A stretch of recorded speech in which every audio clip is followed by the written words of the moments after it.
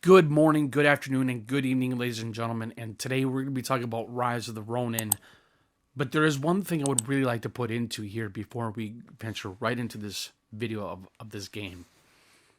I played a little bit of Neo 1, Neo 2, and Sekiro Shadows Die Twice.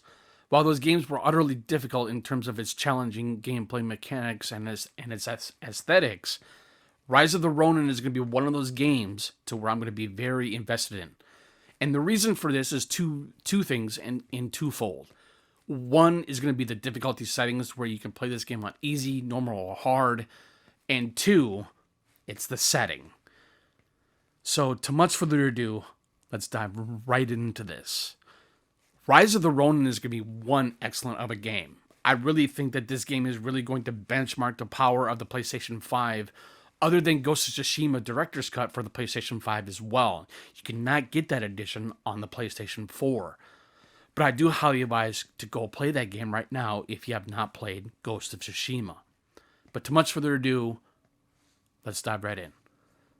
Rise of the Ronin is going to be one hell of a game. I think that this game is going to be very unique from what Ghost of Tsushima did back on the PS4 and during the era of PlayStation 5. But I think what Rise of the Ronin is going to be able to do, it's not because of its difficulty settings. It's going to have an easy mode, a normal, and a hard.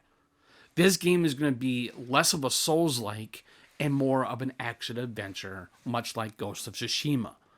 But I think what really makes this game going to really stand out from Ghost of Tsushima is that he is the person that you play as. You can fully customize your character, whether if you're female or male, but you can do a lot in this game.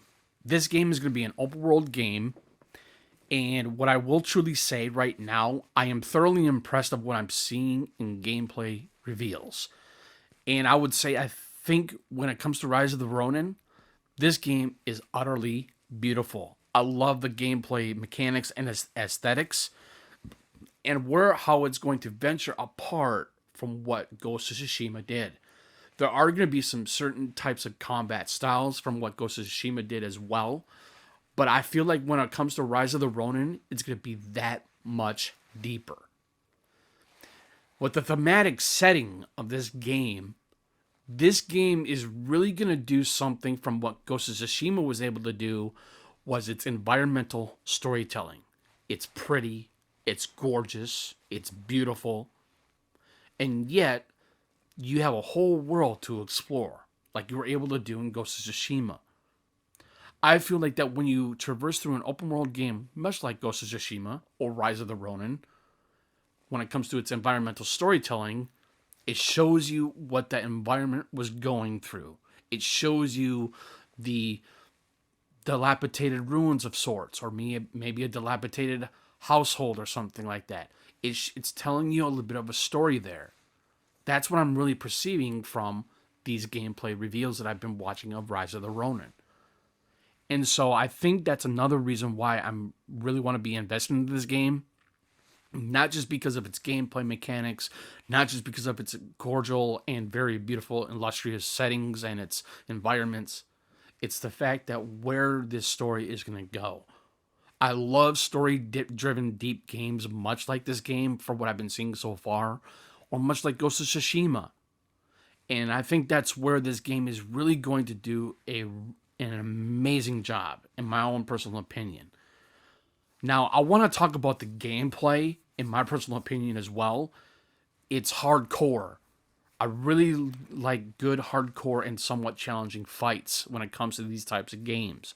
I think when it comes to Rise of the Ronin, though, it definitely feels much like an original OG Assassin's Creed games, much like the Ezio trilogy, I would say, because that's how I'm perceiving it, and that's the way how I've been watching videos on this game.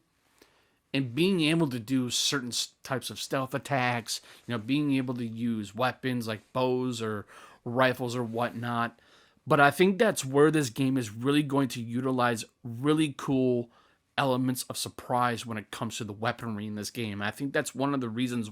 Another one of the reasons why I really want to be thoroughly invested into this game. I think when it comes to feudal Japan, or any other type of setting like this, or like ancient Egypt and Assassin's Creed Origins, or Turkey or Constantinople and Assassin's Creed Revelations, these settings in these types of games are utterly fascinating. And that's one of the reasons why I think that this game looks absolutely stunning. It's because of where this game is taking place.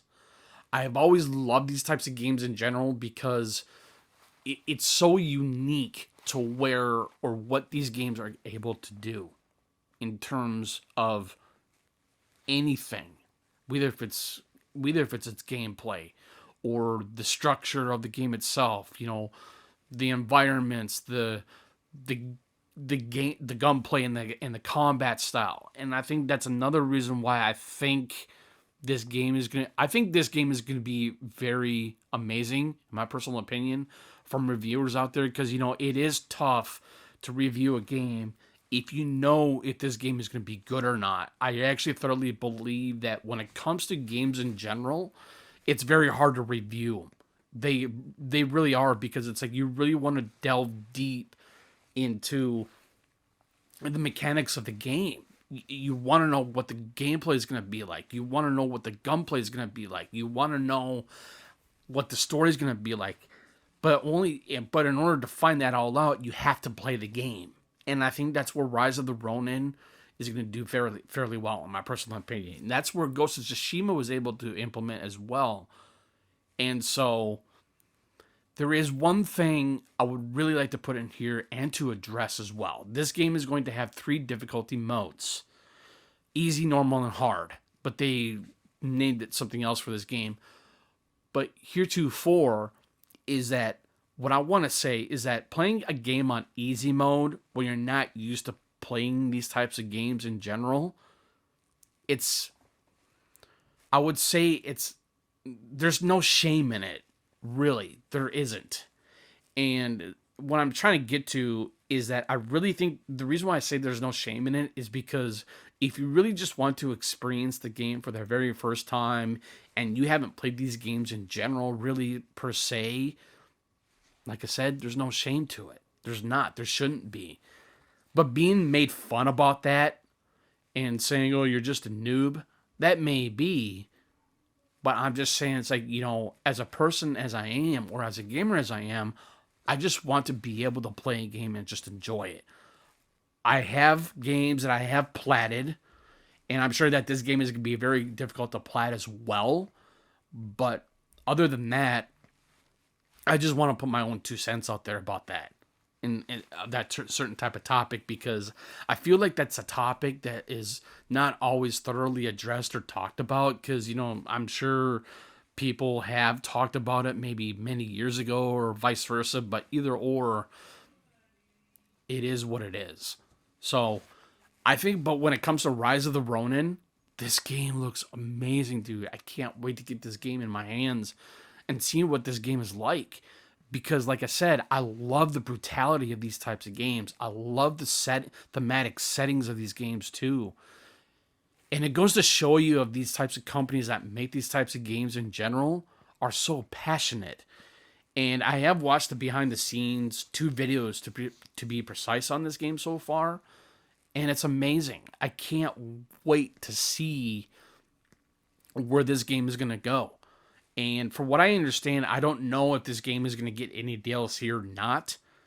But however, I still think that this game is I think it's really going to benchmark the PlayStation 5, other than what Ghost of Tsushima did, for the PS4 Pro, or the upgraded version for PS5, along with the expansion Iki Island. But of course, I think when it comes to this game too, is that this game is going to be engrossing. I really can't wait to see what the story is going to do, and how you're able to utilize the systems of combat and the gunplay that you're able to do with certain types of guns. I think that this game is really going to do something fairly unique from what you were not able to do in Ghost of Tsushima. And I think that's what's fascinating about this game. And so I can't say I have never been so excited for a game like this, because the last time I was excited for two games in mind were, in fact, Assassin's Creed Mirage and Assassin's Creed Origins, and for Assassin's Creed 2 back in the day. Because, as I previously mentioned, that, one thing I was going to mention, though, too, is that I think I already mentioned it, but there are going to feel some Assassin's Creed vibes in this game because of the traversal, which is going to be really cool. And so there is another old school game back in the day on the PS1 era. There was a game called Tenchu Stealth Assassins, and I'm getting some vibes in this game as well, because with that game utilized nothing but stealth. You were able to go into combat, of course, but not as much as you were able to do stealth in that game. And that game was hard as balls. But however, it was still a lot of fun. Now, what I was going to mention is the vistas in this game that I've seen so far. They're breathtaking.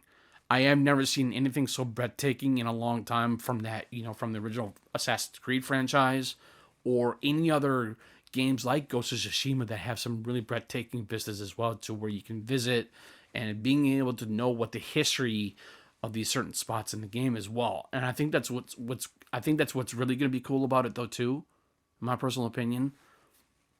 But either or, I still think I can't there I have no words right now to where or why I think this game is going to be so good.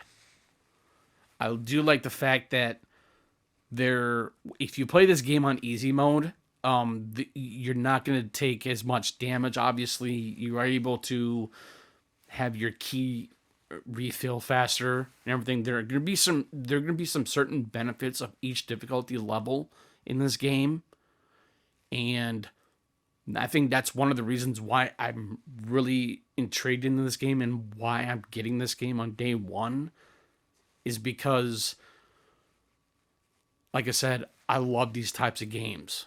And even though, yes, I previously mentioned before, yes, I am a noob when it comes to these kinds of games, because normally I don't play these types of games, like I said.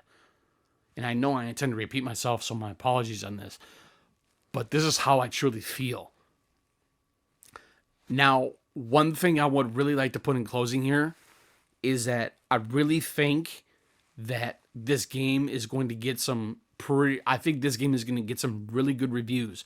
I'm actually anticipating, or having my own preview idea of where the ratings are going to be like for this game. I actually believe that this game might get in the mid 80s or maybe high 90s, in my personal opinion, from several outlets, whether if it's from Polygon or Kotaku or Game Informer, but we don't know that right now. But we know that the review embargo is coming up fairly soon, because this game will be releasing March 22nd of 2024.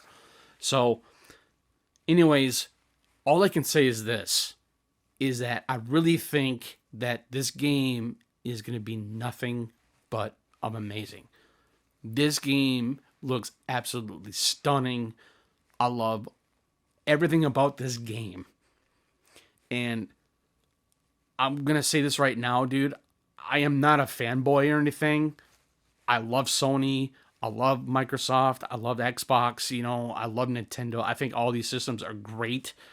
So what I'm saying is that it's okay to be on one ecosystem, but I'm just saying, it's like, I really think that Rise of the Ronin is going to be one hell of a game for PlayStation 5 owners.